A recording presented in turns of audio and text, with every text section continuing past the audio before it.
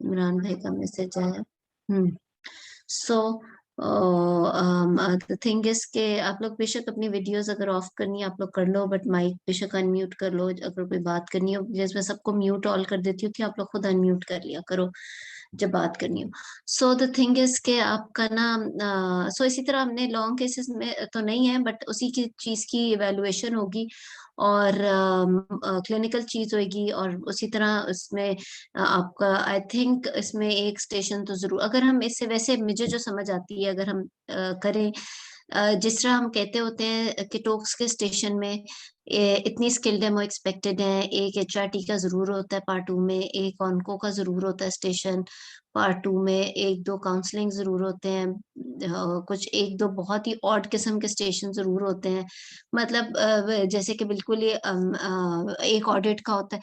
इस तरह से शायद मेरा ख्याल है अगर शॉर्ट केसेस का करें तो आई एम श्योर एक सिनेरियो होगा डीडी से रिलेटेड भी, जिसमें एग्जामिनेशन फाइंडिंग और क्विक सी हिस्ट्री बहुत मैटर करेगी, जिसके बाद आप एक डीडी बनाओगे और उस डीडी को जस्टिफाई करोगे और उसमें से बेस्ट पॉसिबल डायग्नोसिस क्या होगा फॉर दैट लेडी वो हो सकता है।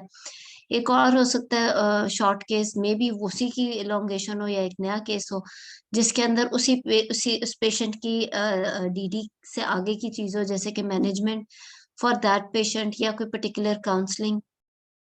तो इस तरीके से हो सकता है। लेकिन अभी भी मुझे लगता है कि आपकी थ्योरी तो ज्यादा रिटर्न और टोक्स तक, शॉर्ट केसेस वाले शॉर्ट जो टोक स्टेशन होंगे उस तक तो महदूद होगी। जो आपके शॉर्ट केसेस होंगे जो कि 12 मिनट के होंगे उसमें जरूर आपकी इवेलुएशन रिगार्डिंग दैट केस हो सकती है। जैसे कि हम लॉन्ग केस को 4 हिस्सों में डिवाइड करते हैं कि पहला एग्जामिनर जो है वो हिस्ट्री एग्जामिनेशन का हिस्सा हो गया और इन्वेस्टिगेशंस का, फिर पहला एग्जामिनर के 11 मिनट जिसमें वो पैथोफिजियोलॉजी ज्यादा डिस्कस करते हैं, डीडी ज्यादा डिस्कस करते हैं, और सेकंड हाफ में सेकंड एग्जामिनर का मैनेजमेंट है, तो उसी को आप 4 शॉर्ट केसेस में डिवाइड कर लो। ठीक है ना? तो उस तरीके से डेफिनेटली होना चाहिए आई थिंक सो, ताकि क्योंकि हमारे तो एफसीपीएस के एग्जाम में तो क्लिनिकल बहुत मैटर करते हैं आपका कि where do you stand clinically. MRCOG style में it's all more about theoretical exam, लेकिन जो हमारा है we need to evaluate the clinical competence as well. So let's see, उसमें प्रॉब्लली इसी तरह ही है। आज क्या करना है हमने क्लास में? मैम एक क्वेश्चन पूछना था वालेकुम मैंने। सलाम। जी श्योर जी फातिमा। मैम अब एग्जामिनेशन का क्योंकि रोल प्लेयर्स और सिमुलेटेड पेशेंट्स का इन्होंने कहा है, तो एग्जामिनेशन का कंफ्यूजन हो रही थी माइंड में कि एग्जामिनेशन जिस तरह हम असली पेशेंट्स पे करते हैं तो एग्जामिनेशन फाइंडिंग्स और फिर वो सारी चीजें हमें एग्जामिनेशन कंटिन्यू अपनी करनी चाहिए उस तरह से। ये बात तो ठीक, मुझे लगता है कि सारे आई थिंक पेशेंट सारे स्टेशंस पे शायद सिमुलेटेड पेशेंट्स ना हो। ये भी हो सकता है कि ये जो मॉडल्स होते हैं या मैनिक्विन्स वगैरह होते हैं उसके ऊपर एग्जामिनेशन हो, बहुत ही जबरदस्त किस्म के ये जो डमीज हैं सीपीएसपी के पास हैं, तो प्रॉबेबली वो इन्वॉल्व वो साथ होगा। क्योंकि मुझे ऐसे लगता है कि examination findings and picking up the right finding and making the right diagnosis from that examination finding is a very important part of our exam. और हमारे पार्ट ऑफ द वर्ल्ड में जैसे इस कंट्री के अंदर ये बहुत मैटर करता है, because we just can not rely on the ultrasound all the times. हमारे रिसोर्सेज ऐसे हैं कि हमें अपने एग्जामिनेशन फाइंडिंग पे बहुत ज्यादा स्ट्रांग होने की भी जरूरत है। We need to know exactly कि हमारा डायग्नोसिस एडिनोमायोसिस की तरफ जा रहा है या फाइब्रोइड की तरफ जा रहा है, और या पीआईडी किस स्टेज में हमने जाकर बोलना है, कहाँ टेंडरनेस हो रही है पेशेंट को। आई डोंट नो इस चीज को। आई थिंक शायद रियल पेशेंट्स जो वो शायद चेंज कर दें या कुछ ऐसा करेंगे, क्योंकि क्योंकि मैम एग्जामिनेशन। पैटर्न जी तो इन्हें बताना चाहिए ना, फिर वो हम उसी तरह स्टार्ट करें प्रैक्टिसिंग हाँ, जो है, क्योंकि क्योंकि उसमें उसमें फिर वो एग्जाम बहुत कंफ्यूजन हो जाती है कि हमने देखो एक्चुअली जो है वो किस तरह से एग्जामिनेशन जो है वो या तो सिर्फ पेशेंट्स होंगे या क्या होगा, एग्जामिनेशन वाली चीजों में बड़ी कंफ्यूजन है। हाँ, ये बात मैं बिल्कुल आपकी लिख रही हूँ ताकि मैं आगे कन्वे भी करूँ। क्योंकि देखो मुझे ऐसा लगता है कि आप एग्जामिनेशन वाला पार्ट क्विट नहीं कर सकते हो। हमारे हमारे exam it's not an MRCOG exam ना हमारा, तो हमें तो अपने हाथ के फाइंडिंग्स जो पिक कर रहे हैं, हमारी फिंगर्स जो पिक कर रही हैं, वो तकरीबन ऐसी ही हमारे लिए इंपॉर्टेंस रखती हैं जितनी अल्ट्रासाउंड फाइंडिंग।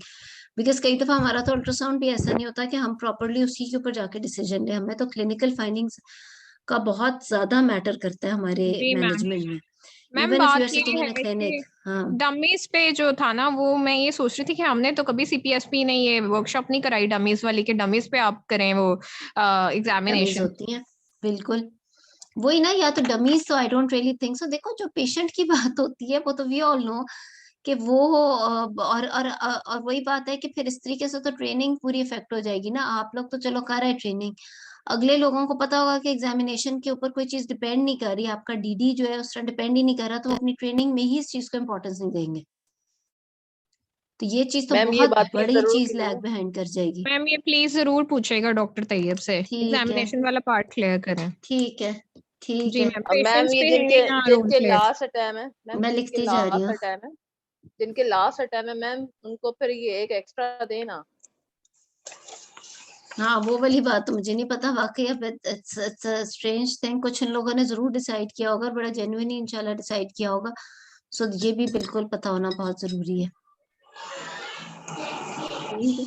आज करना क्या है, कोई प्रेजेंटर, कोई टॉपिक खुद से बता दो, कोई टॉपिक वो कर लेते हैं डिस्कस, कोई क्वेरीज है वो कर लेते हैं, क्योंकि आई थिंक कोई टॉपिक तो हमें सच एक आया नहीं था। तो अगर हो तो वैसे एक मैम टॉपिक मेरे कर लिया करो, तो डिस्कशन अच्छी हो जाती है पूरे घंटे में। हाँ, फायजा, शायद मैम फायजा मैंने अच्छा। एब्डोमिनल मास का एक हिस्ट्री ली थी मैंने। ठीक है फायजा, तो वो तो कर लेते हैं। एचओपीआई मैं आपको एचओपीआई सुना दूं, उसी में फिर इंट्रोडक्शन भी आ जाएगा पेशेंट। आप HOPI सुना दो, या पहले समरी बता दो हमें, फिर हम HOPI वगैरह की बात कर लेते हैं हिस्ट्री की। पहले समरी बता दो हमें केस की। अच्छा मैम, आलिया जमील है, 40 years old है, और house wife, married since 12 years. This is a second marriage of both couples. And from first marriage, no children for 21 years. And para 3+4, previous 3 cesarean section due to non-progressive labor. Last born 4 years back. And last menstrual period 25th Feb 2021. She came for the abdominal mass or distension from the 12 years. Lower abdominal pain acutely started from 4 months. Okay, ma'am. On general physical examination, there is no findings. ठीक है। And there on abdominal examination there is a mass. On superficial palpation, on inspection, abdomen is distended and move equally, move with respiration, umbilical ascent, a healed transfer scar mark due to the healed operative नहीं खत्म हो गई। hernial operation की वजह से, with no sorry, visible मैं एक minute transverse mute lesion कर रही हूँ सबको, आप फिर and अपने आप को अनम्यूट suprapubic. कर लेना। जी फायजा, आप अनम्यूट कर लो अपने आप को, sorry.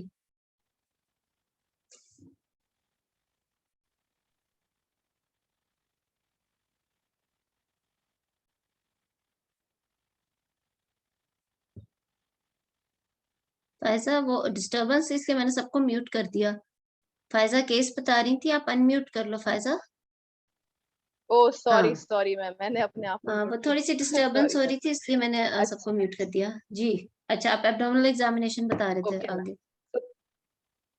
Yes ma'am. Hmm, On suprapubic healed phalansteal scar present, hernial orifices are intact. On superficial palpation, abdomen non-tender. On deep palpation, there is no visceromegaly. A mass appreciated in the abdomen occupying the hypogastric and the umbilical region. Solid cystic in consistency, 28 into 24 centimeter in size. Tender with non-smooth surface, overlying skin temperature hot. Skin not attached to the mass, margins irregular, restricted mobility, lower limit reachable, bruit absent, percussion node dull over the mass, shifting dullness positive, but no fluid thrill. Bowel sounds are audible. Ma'am ठीक है।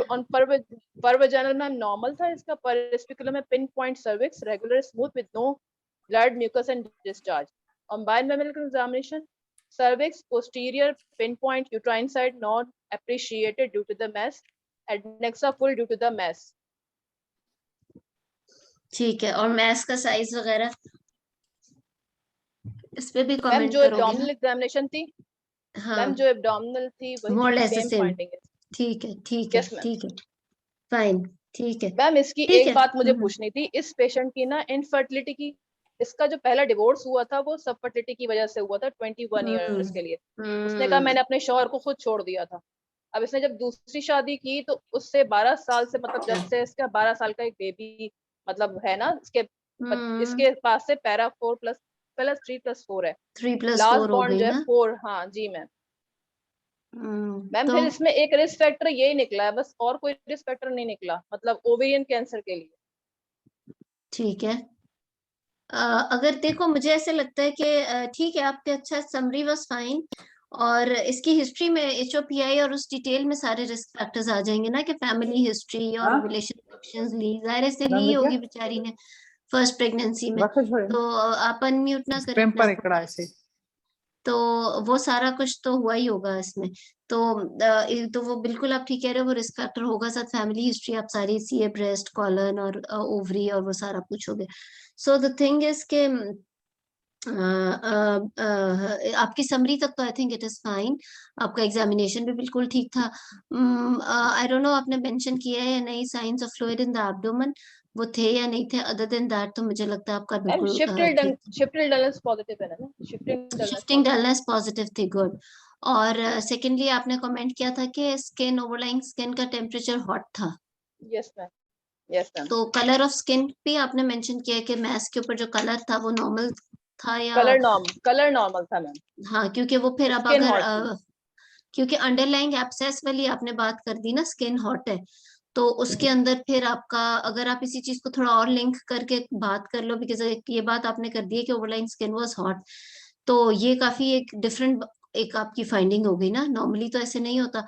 तो अगर आपको ये abscess लग रहा है तो आप उसमें जाहिर है, आप जनरल फिजिकल में आपने फीवर वगैरह मेंशन कर दिया होता, आपने कहा कि वो सब नॉर्मल था, लेकिन आप साथ ही अगर उस टाइम पे बोल देते कि नो फीवर या नो सच सेप्टिक, उसकी कोई साइंस नहीं थे, और साथ okay. But overline skin was hot, तो वो आपका थोड़ा कोरिलेट हो जाता है, ठीक है ना। अच्छा, पर एब्डोमिनल एग्जामिनेशन में ही बता दो फिर, no fever, general patient has physical no में फीवर। बोल दो स्पेसिफिक करके, अच्छा अच्छा, क्योंकि देखो सही सही। अब एग्जाम ऐसा है कि आपने थोड़ी सी लाइनों में ही अपनी नॉलेज और अपनी फोकस्ड चीज को एक्सप्लेन करना है। अदरवाइज तो ये है कि जब आप एक पूरी हिस्ट्री डिटेल बता रहे हो, HOPI बता रहे हो, उसमें बहुत कुछ एग्जामिनर को साथ बता देते हो कि आपने सेप्सिस की भी हिस्ट्री ले ली, आपने उसके फैमिली हिस्ट्री भी ली थी, आपने ये सब भी लिया था, but when you are just, आपके पास वो 12 मिनट है जिसमें असल बात शायद कुछ और होनी है, but you have to tell the summary और you have to cover so many things in few lines. तो अगर आप लिंक टू लिंक बना के बात करो, क्योंकि जब आपने कहा ओवरलाइन स्किन वाज हॉट, तो मुझे मेरे दिमाग में बहुत सारे क्वेश्चंस आए कि was she really septic, abscess और ओवरलाइन स्किन हॉट से तो पेशेंट की लुक ही और हो जाती है। तो लेकिन जब आप इसको जनरल फिजिकल में बता चुके हो कि कोई इस तरह से नहीं था उसका, ना उसका वेट लॉस वाला था, ना उसका BMI भी ठीक है, स्पेसिफिकली BMI बोल दो, उसका फीवर या पल्स बोल दो कि पल्स नॉर्मल थी या टेकिकार्डिया नहीं था और उसका फीवर ये था, नो अदर, और मैथ्स से रिलेटेड स्पेशली बोल दो कि एडिमा नहीं था लेग्स में। तो और उसके बाद बोलो कि other general physical examination was normal, और फिर फॉरेन एब्डोमिनल एग्जामिनेशन में आ जाओ, ठीक है क्योंकि मैम। अब तो हमने बिल्कुल ना इन शॉर्ट केसेस में थोड़ी लाइनों में वो फोकस्ड बात को अगर हम कर दें तो यू विल मेक, आप एक डिफरेंट फिर कैंडिडेट लगोगे वहां पे, ठीक है ठीक ना। है तो ठीक इस है। वजह से ठीक है। सो गुड, अच्छा था आपका सारा एग्जामिनेशन, आपने बहुत ही अच्छा बताया, सो आई लाइक इट। चलो अब आगे बताओ फिर इसका, आप मुझे बता दें कि क्या आप इन्वेस्टिगेशंस का रिस्क फैक्टर्स बोल दो जो आप स्पेसिफिकली HOPI में कवर करोगे, उसके बाद हम फौरन से आ जाते हैं इन्वेस्टिगेशंस के ऊपर। मैम HOPI सुनाओ, HOPI सुनाओ। चलो हाँ सुना दो, बिल्कुल, चलो हिस्ट्री वाला भी कवर हो जाएगा। Alia Jamil, 40 years old, housewife, married since hmm 12 years, second marriage of both couples, from first marriage, no children, for 21 years, दो खाएंगे ना, अभी सुबह खाएंगे ना, अभी रात को नहीं खाते वो। Please mute कर ले mic. Previous 3 cesarean section due to non-progressive labor, last born 4 years back, last menstrual period 25th Feb 2021, came via the OPD for the complaint of feeling of abdominal distension or mass since 12 years with lower abdominal pain from 4 months, associated with backache, shortness of breath due to the abdominal distension, quality of life disturbed. For all complaints visited to the doctor first time. 1 week back, she is in the Hyderabad hospital and referred from the Hyderabad to the JPMC Karachi. She has no complaint of something coming out from the vaginal discharge, but she has a history of TB in childhood, eradicated by 9 months course of anti-tuberculosis medication. There is history of cachexic feature, but no metastatic features and bowel complaints. History of urgency and intermittency. She had menarche 13 years and no other complaints. Cycle was regular. No history of pap smear was done. No contraceptive use. No significant medical allergic blood transfusion history. Sleep disturbed due to the distension. Drinking tap water. Protein less diet. No family history of any malignancy. Live in a own house, husband laborer. Basic necessities meet with difficulty. ठीक है, ठीक है। तो ठीक है, आपकी अच्छी थी हिस्ट्री, इसमें थोड़ा कुछ चीजें नहीं भी आपने देखो, अब ये कुछ अननेसेसरी चीजें पहले बोल दी, बाद में दूसरी चीजें बोली।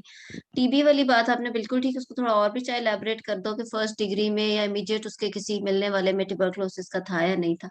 फिर बीच में don't use the medical terms during your history के किक से क्लोक एंड ऑल दैट। फिर उसके अलावा फैमिली हिस्ट्री से पहले टैप वाटर का जिक्र करना कोई इतना लॉजिकल नहीं था। फिर वो फैमिली हिस्ट्री में इस तरह के केस में जिसमें आपको मैथ्स मिला और आपके माइंड में बन रहा है डीडी, देखो चाहे जिस भी नंबर पे है लेकिन डीडी तो बन रहा है ना कॉम्प्लेक्स मैथ्स और सीए की तरफ, अगर तो उसमें आपने फैमिली हिस्ट्री एक एक चीज बोलनी है क्योंकि कौन कौन सा फैमिली हिस्ट्री आप स्पेसिफिकली इसमें पूछोगे। और अगर किसी में निकल आता है तो कौन से डिग्री रिलेटिव में निकलता है वो आपने और डिटेल पूछनी होती है, क्योंकि जेनेटिकली आपने देखा होगा आरसीओजी गाइडलाइन में भी कि वो जेनेटिकली उसकी इंपॉर्टेंस बढ़ जाती है कि अगर इमीडिएट फर्स्ट डिग्री रिलेटिव में, इमीडिएट दो फर्स्ट डिग्री में या सेकंड डिग्री में अगर है तो वो कितने रिलेटिव्स में उसका सीए ब्रेस्ट या सीए ओवरी का आया हुआ है या सीए कॉलन का आया हुआ है, बिकॉज उसके अकॉर्डिंगली हमारा डायग्नोसिस और स्ट्रांग हो जाता है। एंड देन प्रीवियसली आपने बताया था कि 20 ईयर से मैरिड फॉर फर्टिलिटी, ऑब्वियसली उसने बहुत ट्रीटमेंट्स ली होंगी, हो सकता है उसके हस्बैंड में कोई मसला, बट जो भी हो सकता है ओव्यूलेशन इंडक्शन ली हो, तो वो आप उससे जरूर पूछोगे कि मल्टीपल ओव्यूलेशन इंडक्शन की उसकी हिस्ट्री थी या नहीं थी या क्या था। ठीक है, तो ये सारा कुछ बड़ा उसको पता ही नहीं था, उससे पूछा था मैंने लेकिन उसको मालूम नहीं था। तो आप पेशेंट कर को दो मालूम कि ही नहीं था। She doesn't know at least, because आपने एक ओव्यूलेशन अच्छा, इंडक्शन वाला she didn't know it. Factor जी मैम। रूल आउट फिर कर दिया ना इस वजह से, तो ये आप करोगे। बाकी है कि बाकी ठीक है, आपने वेट लॉस और वो सारी जिक्र आप कर दिया था, तो ठीक है चलो। और किसी और ने कोई चीज ऐड करनी है, पूछनी है या कुछ और कुछ बोलना चाहें, कुछ पूरा रिवाइज करना चाहें तो अभी बता दें जल्दी से, 2 मिनट में कर लें। Why we have to ask endometriosis? हाँ जी मैम, इसकी डीडी में हम क्या रखेंगे? डीडी पे भी बात करेंगे, इन्वेस्टिगेशंस के बाद डीडी पे बात करेंगे, ठीक है जी मैम, जी मैम। बिल्कुल। डीडी का तो अलग स्टेज, मेरा तो ये ख्याल है कि डीडी तो बड़ा इंपॉर्टेंट चीज है बनाना। प्रीवियस 3 स्कार है तो पोस्टपार्टम एंडोमेट्राइटिस की सिग्निफिकेंस नहीं है इसमें पूछने की? पोस्टपार्टम एंडोमेट्राइटिस जी, किस तरह पूछेंगे? मतलब नहीं, कोई कॉम्प्लिकेशन नहीं है इसको। मुझे ये बताएं डॉक्टर, आपका नाम आरिज आ रहा है, हाँ गजाला। अच्छा मुझे ये बताएं कि what is the incidence of postpartum endometritis otherwise? Very rare, जी, बहुत ही रेयर है। Then postpartum endometritis last child born is 4 years back, उसका अब कुछ इतना सिग्निफिकेंस है इस चीज की? पोस्टपार्टम एंडोमेट्राइटिस होना फिर उसका डायग्नोसिस बनना एक बहुत रेयर चीज है। अव्वल तो चलो आपने कह दिया कि कोई अनइवेंटफुल प्रेगनेंसी थी पिछली, पोस्टपार्टम भी अनइवेंटफुल था, उसमें कवर हो गया, लेकिन इसको अलग से इतना इंपॉर्टेंस देना इस केस में बनता ही नहीं। 4 years लास्ट चाइल्ड बॉर्न है। देन और secondly rare things happen rarely in life and frankly they don't happen in exam, rare things don't happen in exam. So उस चीज मैं इसके रिलेवेंस में इस तरह से ये इन्होंने फाइंडिंग बताई और हिस्ट्री बताई, उस सेंस में मेरे जहन में आया। बिल्कुल ठीक आप कह रहे हो, लेकिन बात ये है कि 4 साल हो गए उसके लास्ट पोस्टपार्टम को भी, तो अब नहीं। डॉक्टर इसमें सीओसीपी की कॉन्ट्रासेप्शन की हिस्ट्री बहुत इंपॉर्टेंट थी और प्रीवियस ब्रेस्ट फीडिंग कॉन्ट्रासेप्शन, बिल्कुल गुड मैम। ब्रेस्ट फीडिंग इसने पूरी कराई थी और कॉन्ट्रासेप्शन कोई नहीं देती, मैंने बताया। तो ये ऐड ऐसे बताया, चलो बस फिर ठीक है। अच्छा madam, how we will summarize this case in 2 or 3 lines? It's not about summarizing in 2 or 3 lines. Summary means that you have to cover all the salient features right from the biodata till examination. Special examination में your abdominal examination की detail findings और vaginal examination की detail findings important है। Doctor Pfizer ने ठीक summarise किया था, जब शुरू में हमें समरी इन्होंने बताई है तो it was a good summary. हालांकि अभी हमें HOPI भी हमने नहीं सुनी हुई थी, but she covered all the possible points.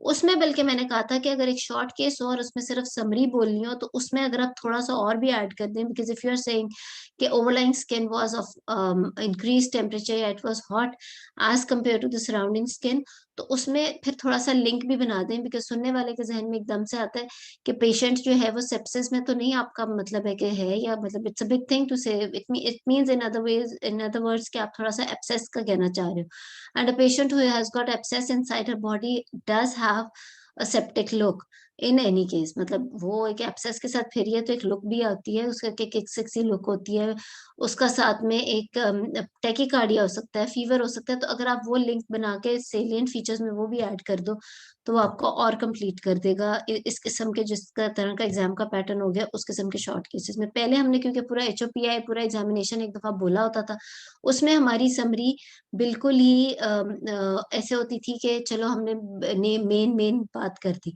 तो मेरा ये ख्याल है कि अगर दो वर्ड्स अगर उस स्पेसिफिक एग्जामिनेशन फाइंडिंग से लिंक करके भी बोल दिया जाए तो वो और ज्यादा इसको इलेबोरेट, इसको और अच्छा कर देगा। तो summary is not just covering it in 2 or 3 lines. Yes, it should be very very short, but इससे ज्यादा important चीज ये है कि it should cover all the salient features specific to that patient. वो positive findings miss ना हो, ठीक है ना? मैडम समरी में हिस्ट्री ऑफ टीबी भी बतानी चाहिए ना, कि कितना अरसा पुरानी टीबी थी, हाँ, प्राइमरी ये टीबी, अगर मेंस बोल देती टीबी, तो और भी अच्छा था, वो because समरी you में ही never ताकि know. हमें पॉइंट मिल जाता।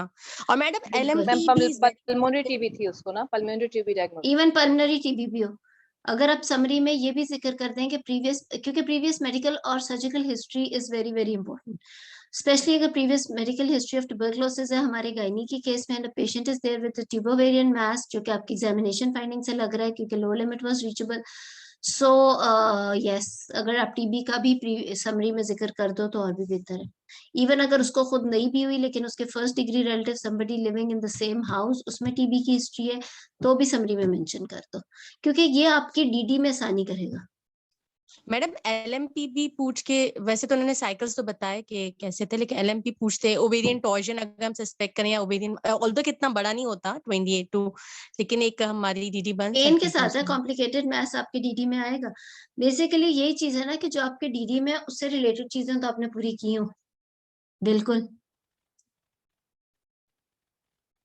मैडम पेशेंट की बिल्कुल। खुद की सीए ब्रेस्ट की भी हिस्ट्री पूछते हैं, क्योंकि लिंक टू ओवेरियन, अगर पेशेंट की खुद की पूछते, फैमिली की तो उन्होंने पूछा, उस पर भी हमें इंडिविजुअलाइज करना चाहिए था कि नो वो फैमिली मेडिकल हिस्ट्री में आ जाएगा ना, वो तो फिर मेडिकल हिस्ट्री में आ जाएगा डिटेल्ड।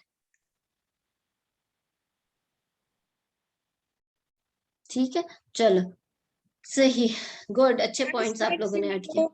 ट्यूबोवेरियन मास रख सकते हैं हम फर्स्ट अभी डीडी में। डीडी डिस्कस करते हैं, अभी करते हैं, अभी पहले इन्वेस्टिगेशंस कर लें फिर डीडी डिस्कस करते हैं। फायजा इन्वेस्टिगेशंस बताओ, इस पेशेंट में क्या मांगोगे? Yes ma'am. मैम 22 फेब की इन्वेस्टिगेशन है इसकी, blood group B positive, RH आप फैक्टर। बस इन्वेस्टिगेशन मांगो, क्या मांगोगे? अच्छा ma'am, blood group and RH factor. A positive, चलो। Okay ma'am. Complete blood count with date, haemoglobin. 11। Yes ma'am 11 ही है इसकी। Hmm. Total leucocyte count ma'am? हाँ, मैं तो आपको इस पेशेंट का ज्यादा दूंगी, 15 ओके मैम। था। कितना वैसे? मैम 13 तक पहुंच रहा है इसका ना? ठीक है, ज्यादा ही है, देखो ठीक है। जी ma'am.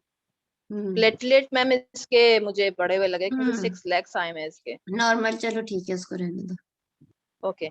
Random blood sugar 92।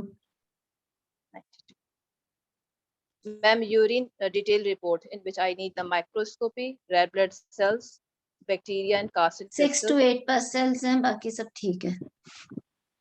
6 to 8 per cell. And ma'am, biochemistry, glucose, protein, negative ketones, negative. Negative. Okay. Ma'am मुझे CS चाहिए इसका, यूरिन CS चाहिए, अच्छा, नॉट कल्चर, अवेलेबल, ठीक है। जो कि यहाँ हुआ हुआ नहीं था इस पेशेंट का। इसमें मैम 6 to 8 RBCs आ रहे थे, 3 per cells थे। चलो ठीक है। Viral marker non reactive, negative, हाँ ठीक है। कोविड PCR, चलो वो भी negative. abdominal pelvic ultrasound for the uterine size or endometrial thickness and regularity, at ovarian size and adnexa pouch of Douglas, and if the ovarian mass is there, then capsule, blood supply, ascites, and capsule thickness, multiloculated है, unilocular है, solid cystic mass. अच्छा देखो मेरी बात सुनो, जहाँ मुझे ऐसा लगता है कि जब शॉर्ट केसेस होंगे ना, थोड़ा सा मुश्किल इसलिए हो जाएगा क्योंकि उसमें फिर छोटी छोटी गलती भी जो है ना आपकी बड़ी मैटर करेगी। पहले तो होता था ना, एक लॉन्ग केस होता था, एक चीज दूसरे को कवर करने का चांस होता था। अब जो कुछ इन्वेस्टिगेशंस हैं जो बड़ी सेंसिटिव है हमारे फील्ड के एग्जामिनर्स के लिए भी, और होनी भी चाहिए, एज अ क्लिनिशियन हमारे लिए भी बहुत बड़ी सेंसिटिव एग्जामिनेशन इन्वेस्टिगेशंस है, जिसमें अल्ट्रासाउंड पेल्विस की फाइंडिंग्स मांगना, ऑप्स के केस में डॉपलर मांगना, गायनी के केस में सीटी या एमआरआई कब मांगना, ये कुछ, या ऑप्स का पेशेंट का अल्ट्रासाउंड मांगना, ये कुछ, या ग्रोथ स्कैन्स मांगना, ये कुछ ऐसी इन्वेस्टिगेशंस हैं जिनमें गलती की गुंजाइश नहीं है, जो कि बहुत ही अच्छे और खूबसूरत तरीके से बताने की जरूरत होती है when you are asking for it. They may not tell you the findings if they want to discuss TD, but yes you should ask them so beautifully कि उन्हें समझ आ जाए कि आपको चाहिए क्या। आप बहुत अच्छा मांग रहे हो, you are asking it in such a very, बहुत आपका वैसे ओवरऑल भी आपका स्टाइल ठीक है, आप कवर करते हो चीजों को, बट इसको और अच्छा बनाने के लिए देखो, अब ये तो पेशेंट ही ट्यूबोवेरियन मैस की आपको लग रही है जो आपकी फाइंडिंग्स थी। यस यूट्रस तक तो आपने बहुत अच्छा मांगा, but if you talking about mass you should not just talk about sometimes आप एकदम से कह रहे हो about the finding of the mass, then you're talking about ascites, then you're coming back to the mass and talking about cystic solid component, then you're going back to the capsule फिर कहाँ किधर। आपको इसको बहुत clear होना चाहिए कि आपको चाहिए क्या, ऐसा कि शायद मतलब सुनने वाले के ना माइंड में वो पिक्चर बन जाए कि आपको उस फाइंडिंग पे क्या लिखा हुआ चाहिए। आपको चाहिए कि उस पेशेंट का yes uterus exactly the way you asked for, mass का you can start from the capsule thickness, blood supply जो कि डॉपलर में पता चल जाएगी, and then you can talk about the septae, thickness of septum, septa जो उसके अंदर है मैस के, it's a unilocular, multiloculated, any debris inside, और फिर आप उसका कर सकते हो कि वो यूनिलैटरल है या बायलैटरल है, and then you can go to the ascites और any signs of fluid in pelvis और इन द एब्डोमेन। इस तरीके से आप मतलब आगे पीछे आपने अभी भी अच्छी तरीके से मांगा, ये भी बहुत अच्छा तरीका था। लोग अभी इस तरीके से भी कैंडिडेट्स को नहीं आया मांगना जिस तरह आपने मांगा है, but to make it even better इसको और ज्यादा प्रैक्टिस करो तो वो अच्छा हो जाएगा। ठीक है, गुड। अच्छा आगे रीनल लिवर स्टेटस इसका ma'am, I need tumour, renal और लिवर स्टेटस आ जाएगा ना मैम इस abdominal pelvic ultrasound. Renal liver और स्टेटस, लिवर में क्या देखना है मैम? मैट्स हो सकते हैं, पैरेन्काइमल चेंजेस आ जाएंगे ना, तो बाद में बस स्कैन पे पता चलता है कि ये तो टीबी था या ये एब्सेस था, तो फिर लिवर के स्कैन का क्या फायदा। तो मैम तो फिर इस तरह तो एलएफटीज भी मांगो, आरएफटीज भी मांगो। नहीं मैम, ये हमारे जो होते हैं एनेस्थीसिया वाले वो तो सब लिख के दे रहे होते हैं क्योंकि मैट्स के लिए नहीं, इस वक्त we are not talking about the investigations that you need to get done for the anaesthetist. वो तो अलग इशू है, वो तो उसकी तो आपकी लिस्ट ही अलग होगी, वो हमारे से रिलेटेड नहीं है। वो ना भी मांगो तो आप फेल नहीं होगे, लेकिन कोई इन्वेस्टिगेशन अगर हम खुद मांगेंगे जो कि गलत, जो कि हमें नहीं चाहिए एलएफटीज, वो तो जो उन्हें चाहिए। अब तो I don't know, but frankly मैं जहाँ पे हूँ, या we just get the blood group done, CBC and the viral markers and HIV and the COVID test done for a patient. Hello. Nobody asks for the LFTs, RFTs, ECG, xray chest etcetera etcetera. ठीक है, अगर कहीं protocol बना हुआ है उसकी भी कोई वजह होगी, may be they are using such drugs in the anaesthesia और व्हाटएवर, वो हमारी फील्ड नहीं है। हमें पता होना चाहिए मेरे मरीज में मैंने क्या कराना है। एलएफटीज कराओगे या नहीं कराओगे इस पेशेंट में? मैडम CA125 नहीं ठहर जो, पहले फातिमा उसको फायजा को बताने दो, ठहर जो साथ। मैम फिर इसको एब्डोमिनल पेल्विस ना बोले, फिर पेल्विक अल्ट्रासाउंड बोले। देखो करवाना जो हमें है चाहिए आप ना देखो बड़ा टाइम लग जाता है जब आप स्कैन के लिए पेशेंट भेजते हो, और गवर्नमेंट हॉस्पिटल में 100 मरीजों की लाइन लगी होती है, और जब अल्ट्रासाउंड वाले को लिवर ढूंढना पड़ जाता है, उधर से उसको किडनियां ढूंढने, इधर करवट दिलाता है पेशेंट को, उधर दिलाता है, कोई 10-15 मिनट एक्स्ट्रा लग जाते हैं उस पेशेंट पे। तो जब चाहिए ही नहीं है तो क्यों पीछे 100 मरीजों की लाइन को तंग कर रहे हो? तो you have to be focused.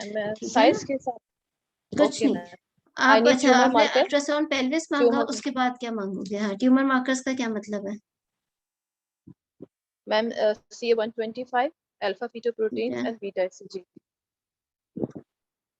ठीक है, बस पूरे हो गए ट्यूमर मार्कर्स आपके?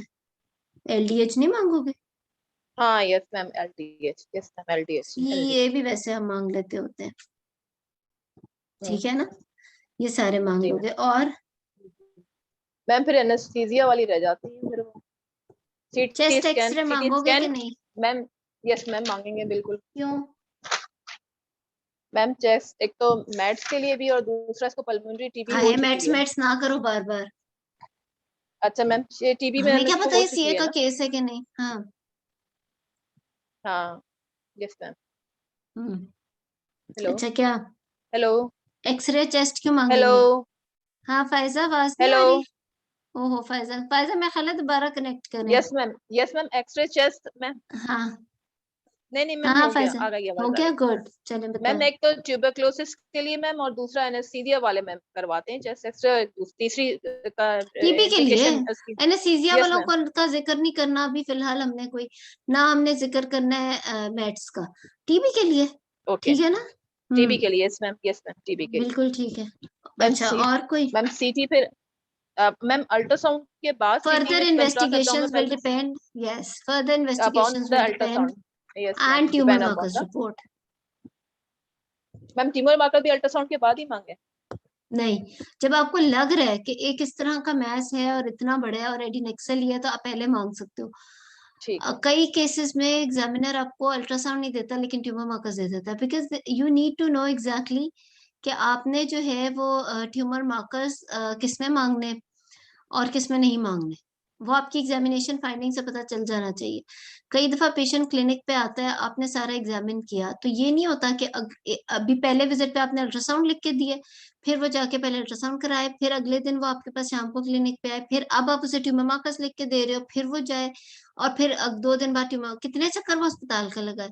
तो एक विजिट में अगर वो पेशेंट आया, specially in this case when you are so clear that it's an excel with your examination finding also, and you really think and you don't know the ultrasound finding but you are very much sure that it is an adnexal mass, then you can write down tumor markers at the same visit as well। ठीक है ना? आप उसी visit पे उसको साथ ही tumour markers भी लिख के दे सकते हो। इसी तरह एग्जाम में भी आप साथ ही उससे ट्यूमर मार्कर्स करा सकते हो। कई दफा एग्जामिनर आपको ट्यूमर मार्कर्स दे देंगे और अल्ट्रासाउंड नहीं देते, उससे भी आपका डायग्नोसिस काफी ठीक हो जाता है। ठीक है, गुड। किसी ने लिखा टीबी के टेस्ट, मैम टीबी ये के टेस्ट मांगोगे या ईगला नहीं? कराना है इसका, ESR भी, अभी मैं ESR और फॉरेन से तो, क्वांटिफेरॉन test. yes, this is a good question. You can say that my further investigations will depend on my ultrasound findings, right, and the tumor markers report। क्या पता ट्यूमर मार्कर्स ही इतना ज्यादा आ जाए कि टीबी का डायग्नोसिस वैसी साइड पे चला जाए, तो मजीद इतने महंगे टेस्ट कराने की इवन मेंटॉक्स वगैरह भी जरूरत नहीं। सो पहले अल्ट्रासाउंड आ जाए और ट्यूमर मार्कर्स की रिपोर्ट आ जाए, then you can decide that you want to rule out. Obviously TB rule out करेंगे before going for the definitive management, अगर हम उस वक्त हमारा डायग्नोसिस ना बना हुआ तो। ठीक है, और कोई चीज? चैट पे लिखा है इन्होंने, हाँ मैंने टीबी वाला आपको जवाब दे दिया। ठीक है, चलो गुड। और बताएं, और किसी ने कुछ ऐड करना है? ठीक है, डॉक्टर सादा शायद मेरा ख्याल ट्यूमर मार्कर्स ही उस वक्त ऐड करना चाह रही थी, और कुछ? ठीक है, चलो good. So let's do the DD. जी फायजा, आप डीडी बनाओगे? मैम इसमें ESR की सिग्निफिकेंस नहीं है? ये सर सीबीसी के साथ ही आप मांग सकते हो अलग से। ठीक है, आप अगर टीएलसी ज्यादा दिया, आप डीएलसी भी मांगोगे कि लिम्फोसाइट्स मोनोसाइट्स वगैरह कितने हैं, आप ईएसआर भी उसके साथ मांग सकते हो। बिल्कुल। मैम इसका TLC काउंट रेज आया तो DLC कराएंगे? हाँ, TLC जिसमें ज्यादा है उसमें डीएलसी कराएंगे। ठीक है ma'am. My first DD is benign ovarian or malignant ovarian tumor और फाइब्रोमा में भी वो फाइब्रॉइड, कॉम्प्लिकेटेड फाइब्रॉइड। मैम क्योंकि इसको असाइटिस थी ना तो फाइब्रोमा भी हो सकता है। सेकंड में मैंने फाइब्रोमा रखा था वैसे, लेकिन वो मैंने फाइब्रोमा के benign बोल फाइब्रॉइड दिया। क्या कह रहे हो? फाइब्रोमा मैम कुछ और है, फाइब्रॉइड कुछ और है। फाइब्रॉइड, कॉम्प्लिकेटेड फाइब्रॉइड, क्योंकि ये पेन थी ना मैम। नंबर 1 आपने बोले बिनाइन और मेलिग्नेंट ओवेरियन मास, नंबर 2 आपने बोले fibroid uterus, yes ma'am. Third one is right? TB tuberculous ठीक है, मास। ठीक है, नॉन गायनेकोलॉजिकल में retroperitoneal cyst and mesenteric cyst. ठीक है, ठीक है। चलो, और कोई और डीडी बनाए?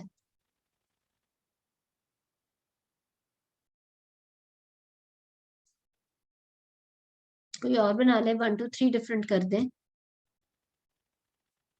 मैडम ट्यूमास हो गया ना, फाइब्रॉइड क्या ट्यूमास हुआ? ओवेरियन, कहाँ डीडीज हुआ में टीओएमएस? ट्यूमास। देखो मेरी ट्यूमास बात सुनो, इसमें सबसे पहले देखो नंबर 1 पे, अब मैं अब फायजा से सवाल पूछती हूँ अगला, जो एग्जामिनर ने इसको पसंद है। नंबर 1 पे फायजा ने कहा है बिनाइन ओवेरियन मास, राइट? तो इस पे सवाल शुरू होगा, जस्टिफाई दिस, यानी कि आपका मोस्ट प्रोविजनल या नंबर 1 डायग्नोसिस का मतलब ये है कि this is my number 1 diagnosis. Justify करो, how do you think this is a benign ovarian mass? Ma'am, there is a risk factor is there, sign and symptom present which suggest of the ovarian mass, and there is a risk factor for fertility, in subfertility for 21 years. So there may be ovulation induction she take. So if a patient is having increased TLC, she is having history of tuberculosis, she is having increased temperature of overlying skin, and she is having pain lower abdomen also, it is definitely not a simple benign ovarian cyst. This benign ovarian cyst cannot come as number 1 DD.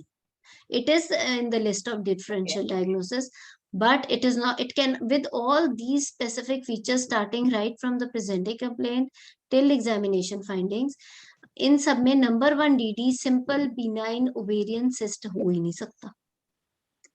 DD जब आप बोलोगे ना, DD जब आप बोलोगे और पहला लफ्ज जब बोलोगे, that is a deciding moment for the examiner, क्योंकि आपकी यही तो क्लिनिकल अप्रोच है सारी, कि how are you going to take this patient. If this is a simple benign ovarian cyst at the age of 40 years, maybe it is very very large, you may send her home telling her the date of surgery, that tomorrow morning you can come, or maybe day after tomorrow, जब मेरे hospital में मेरे ward में operation की list होगी, Wednesday को list है, सुबह 8 बजे आ जाना, राइट?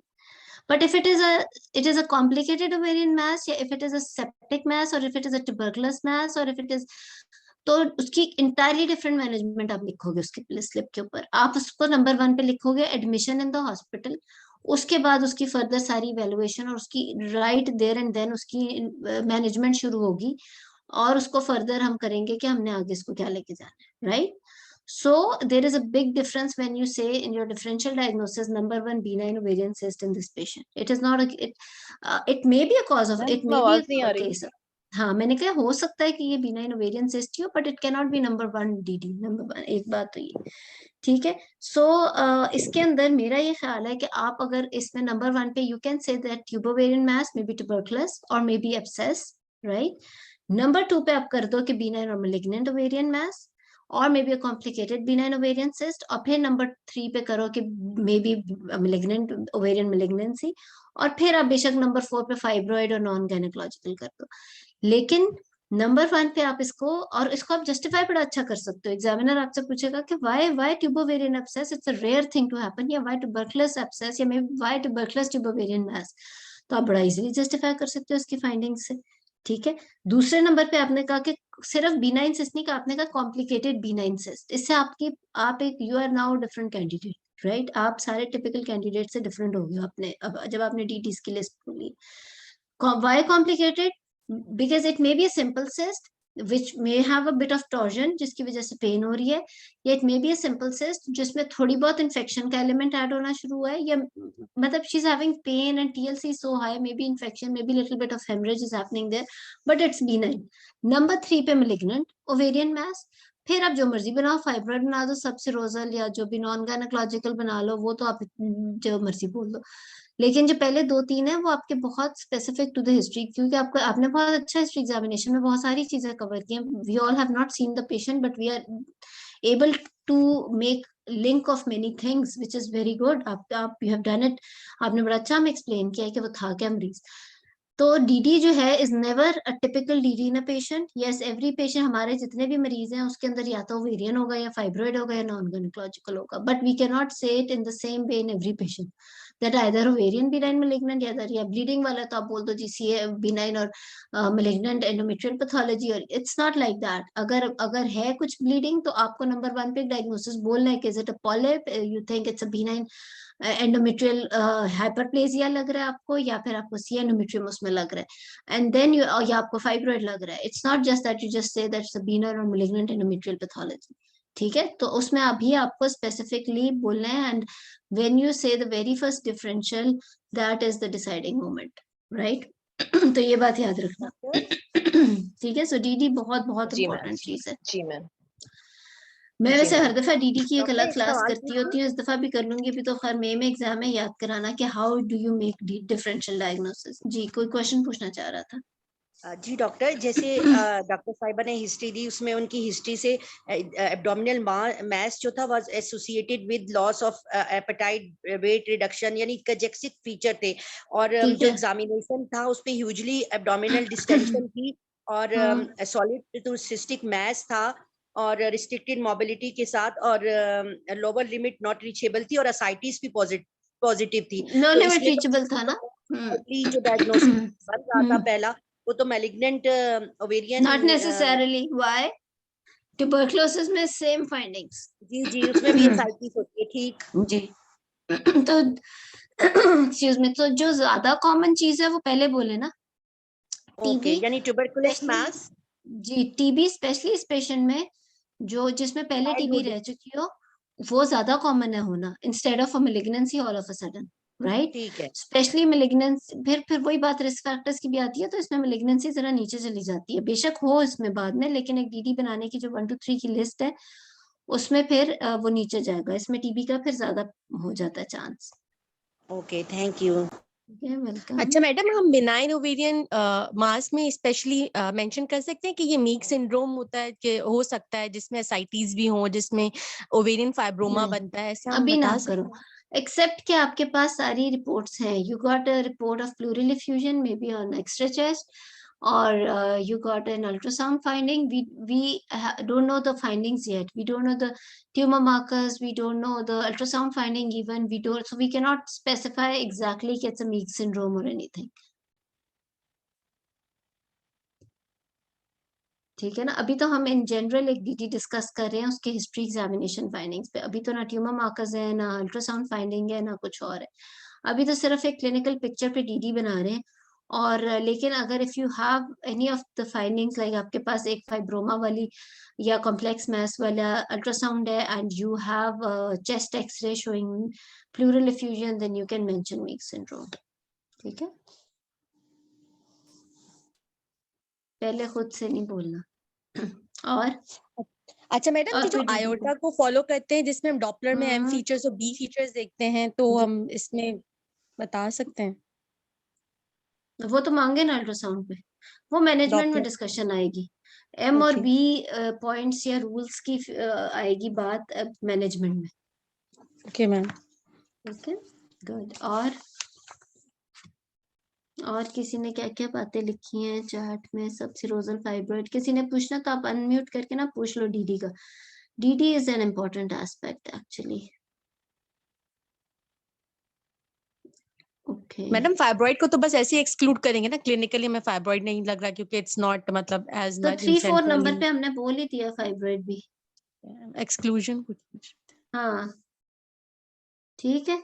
चलो अब आगे डिस्कशन करते हैं, मैनेजमेंट पे आते हैं. बिल्कुल हो सकता है इतना साइज टियोमास का. एंडोमेट्रियोमा किसी ने लिखा है, क्या ख्याल है इस बारे में? Ma'am and ma'am no patient ma'am. की हिस्ट्री नहीं है डिस्पेरोनिया की, डिस्मेनोरिया की. शी इज तो yes, ma'am, हो कंसीविंग सकता है. वेल. यस. हो सकता है So, मैम, हो सकता है, बिनाइन लेकिन कोई ओवेरियन में हिस्ट्री कवर नहीं हो है. गया. With so benign much ovarian big mass madam, endometrioma होता है. मैस के साइज कोई स्पेसिफाइड नहीं है कि 28 सेंटीमीटर नहीं हो सकता या हो सकता है, though it's rare thing for endometrioma to reach that size, but yes it can happen. But देखो एंडोमेट्रियोमा का जो लफ्ज है ना, जैसे हमने ट्यूबोवेरियन या ट्यूबरकुलस मास का लफ्ज इस पेशेंट में यूज किया बिकॉज इसकी हिस्ट्री इसकी तरफ जा रही थी। हम हर मरीज के डीडी में ये वर्ड यूज नहीं भी करते। इसी तरह एंडोमेट्रियोमा बिनाइन ओवेरियन सिस्ट में कवर कर रहा है, लेकिन उस पेशेंट में हम एंडोमेट्रियोमा का वर्ड यूज जरूर करेंगे जिसकी हिस्ट्री बहुत स्पेसिफाइड हो, मे बी सबफर्टिलिटी की हो, डिस्मेनोरिया डिस्पेरोनिया की हो। उसके अंदर फिर नंबर 1 डीडी में हम एंडोमेट्रियोमा यूज करेंगे। आई होप आप समझ रहे हो मैं क्या कहना चाह रही हूँ। there is a whole big category which includes benign ovarian cyst, right? benign ovarian cyst में tuberculous cyst इसमें हमने स्पेसिफाई किया बिकॉज इसकी हिस्ट्री बहुत ज्यादा उसकी तरफ जा रही थी। अलग से एंडोमेट्रियोमा नहीं बोला बिकॉज हमने benign ovarian mass का मतलब ही ये है कि वो सारा कुछ काफी कुछ कवर कर रहा है। एंडोमेट्रियोमा अगर बोलने की जरूरत हो तो वो किस पेशेंट में हम बोलेंगे जिसकी हिस्ट्री बहुत स्पेसिफाई करी होगी टुवर्ड्स एंडोमेट्रियोसिस, राइट? तो इस वजह से हमने इसको उस तरीके से बोला। ठीक है, गुड। सिर्फ टीओमैस नहीं, किसी ने किया है चैट के ऊपर लिखा है टीओमैस।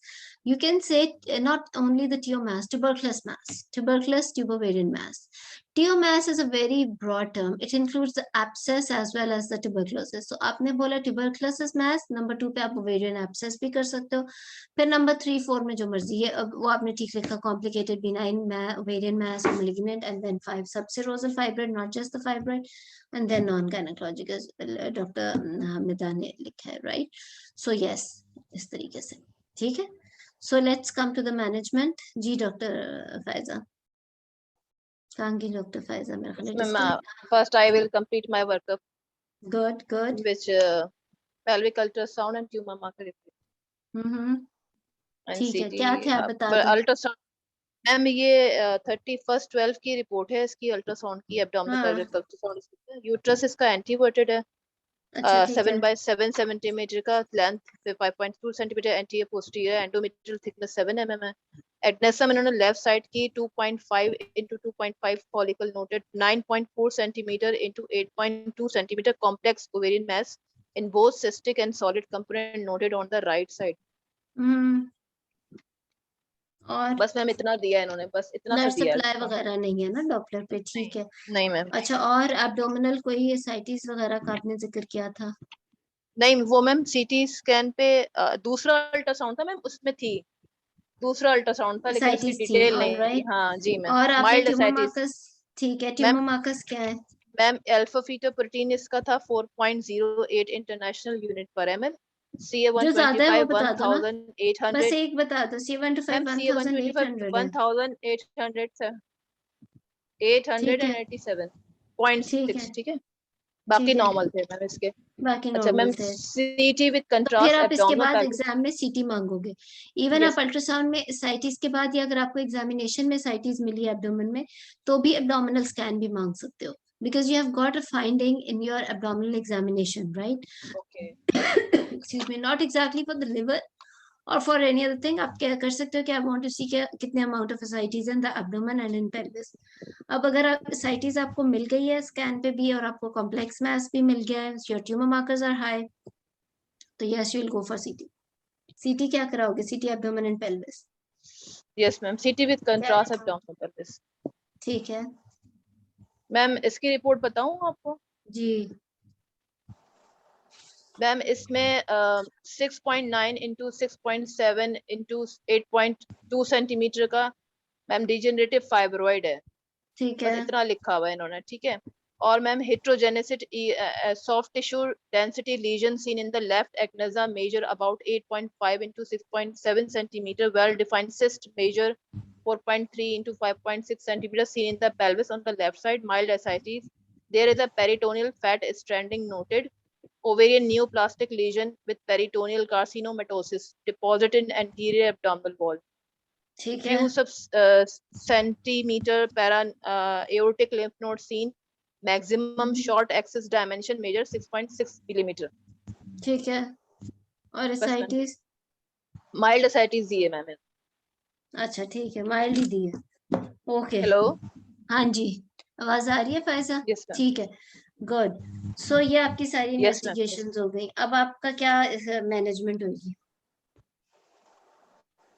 Ma'am, first of all, I calculate the RMI, which is the 5,000, about 5,000.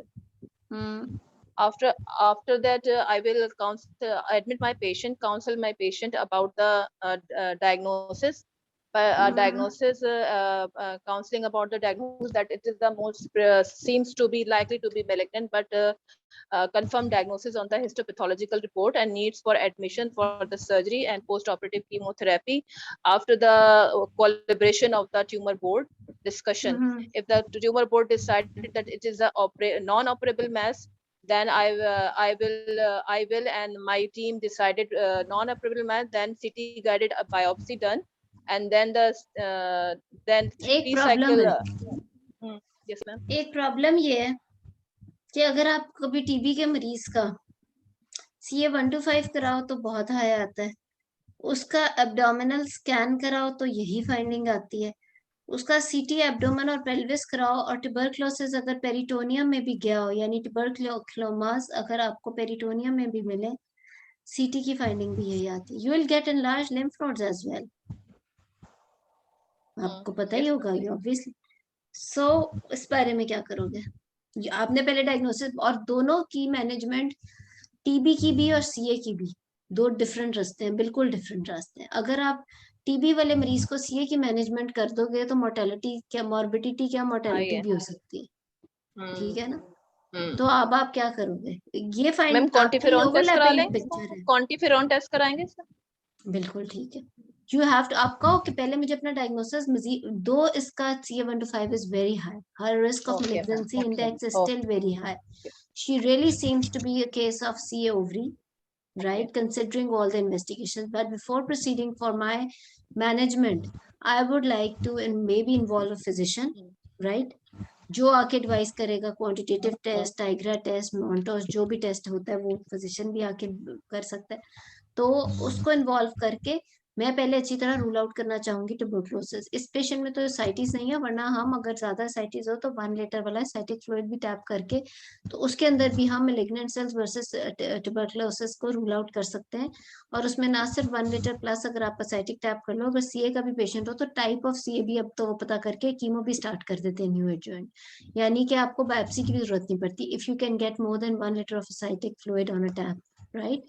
तो आपको लेकिन इसमें तो आपने बताया कि माइल्ड एसाइटिस है, तो उस वजह से टैप तो पॉसिबल नहीं होगा, but you'll have to involve a physician. आप कहोगे कि although my CA 125 is very high, patient seems to be a case of CA ovary. However, considering her history and all the findings, I would like to still rule out tuberculosis, and for that I will involve a physician who will get the quantitative test done, and फिर further I will plan accordingly. तो इससे at least आपकी ये anxiety तो फिर बेशक बाद में CA के तौर पे चले भी और TB भी, देखो everybody is a human being, हम सारे इंसान ही है ना, लेकिन एटलीस्ट जहन में तो आया, कोशिश तो की कि वो रूल आउट तो किया ना कि TB है कि नहीं है, पूरी कोशिश तो की उसकी मैनेजमेंट स्टार्ट करने से पहले.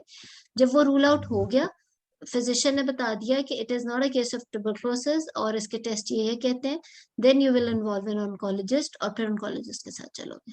ठीक है? From her investigations, she seems to be a case of CA ovary because 1800 CA 125 is actually very high. Yes. लेकिन tuberculosis में 1200 तक तो पहुंच ही जाता है because peritoneal irritation इतनी ज्यादा हुई होती है. ठीक, गुड. तो oncologist मैम इस पेशेंट में कैकेक्सिक फीचर भी तो थे ना, कैकेक्सिक फीचर भी तो डॉक्टर ने बताए थे ना, तो वो TB में भी होते हैं और वो CA में भी होते हैं. ये CA ovary और tuberculosis दो ओवरलैपिंग चीज है. ठीक है ना?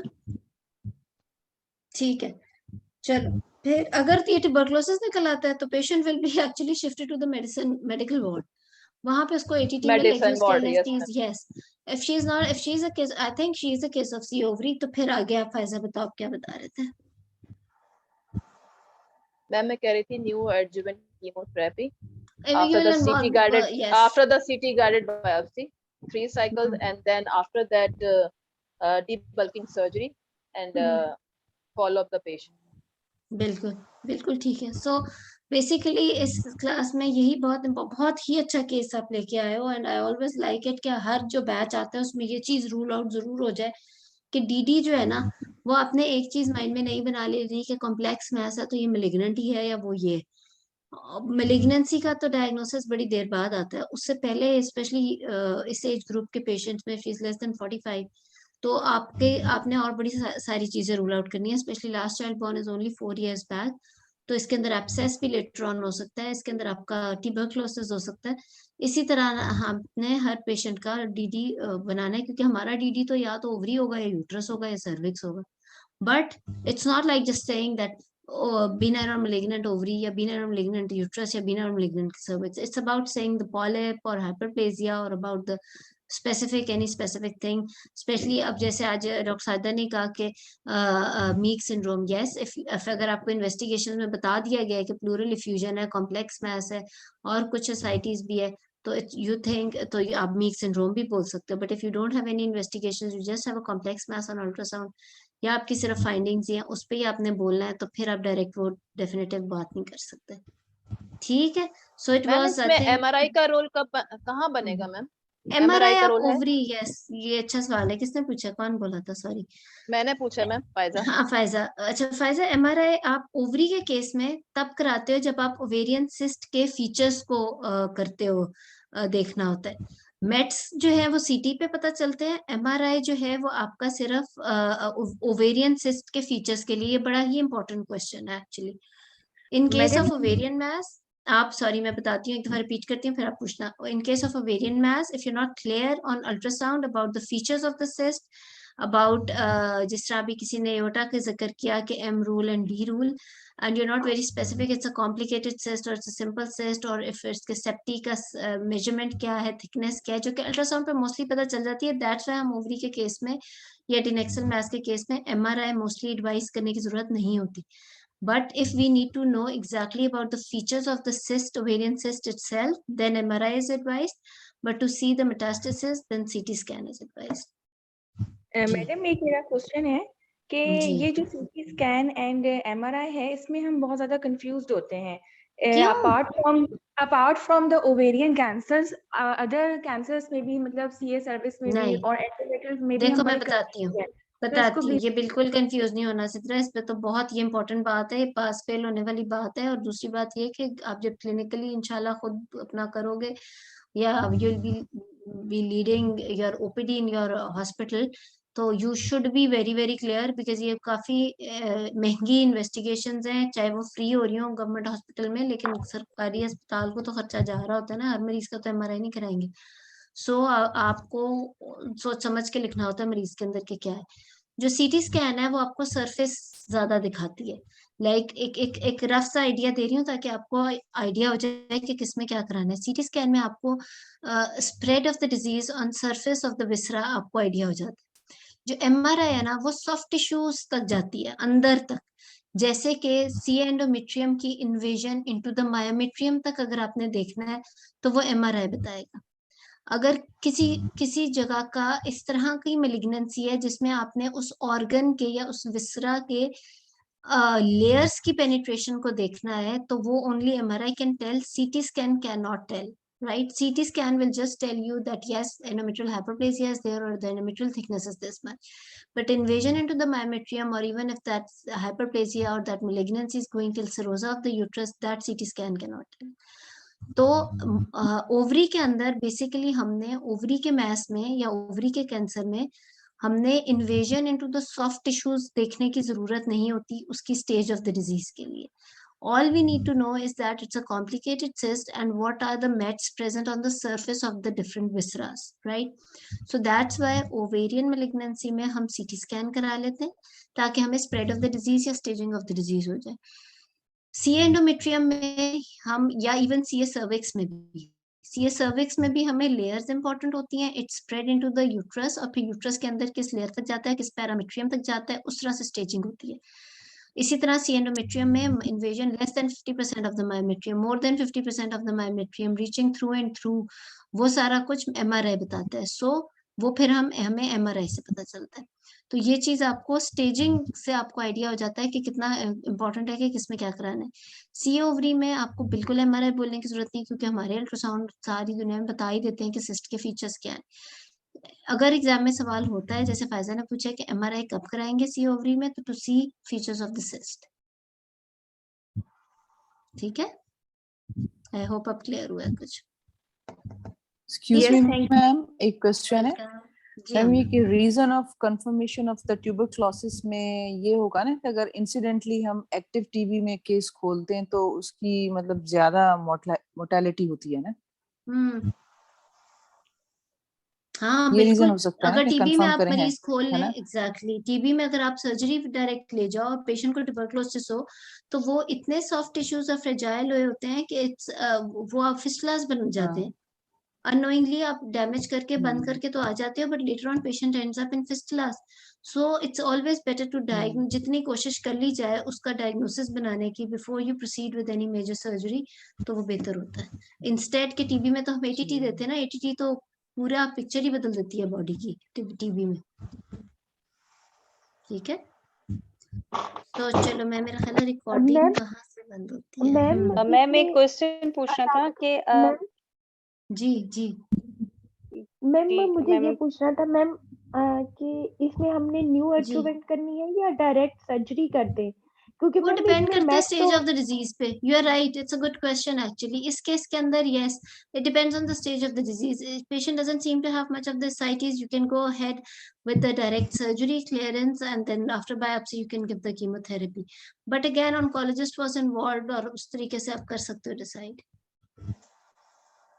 Okay ma'am, okay thank you. Ma'am मैंने ये पूछना था कि ट्यूमर मार्कर्स हम कैसे डिसाइड करेंगे कि कौन से हम ट्यूमर हाँ, मार्कर इस वक्त ट्यूमर एडवाइस करेंगे, मार्कर्स लाइक देखो, 40 गुड। ट्यूमर मार्कर्स का ये होता है कि देखो एक चीज तो ये है कि एनी ट्यूमर और any type of tumour can frankly happen at any age group. You cannot say that it's hard and fast कि after 60 or 65 उसको जो है जर्म सेल ट्यूमर नहीं हो। It's a rare thing to happen after 60-65 but it can happen. So अगर आप हर age group में हर tumour marker मांग लो वो भी जस्टिफाइड है, बिकॉज कहीं ये नहीं लिखा हुआ कि आपने किस एज में क्या नहीं मांगना। लेकिन आप ये जरूर कह सकते हो, अब जिस तरह हम लोगों ने एक बनाया हुआ था, आप देख लो, अब तो खैर काफी टाइम भी गुजर गया, यू कैन चेंज योर। आप हम करते थे कि 20 ईयर से पहले एक्सक्यूज मी, CA 1 to 5 के अलावा बाकी सारे ट्यूमर मार्कर्स मांग लेते थे। 20 से 60 के बीच में सारे tumour markers including CA 1 to 5। 60 के बाद हम सिर्फ CA 1 to 5 मांगते थे। बट अगर आप हर एज ग्रुप में हर ट्यूमर मार्कर मांग लो and you can justify it by saying that any tumor can occur at any age group, तो वो भी गलत नहीं होता। ठीक है, ओके मैम, चलो गुड, चलो that's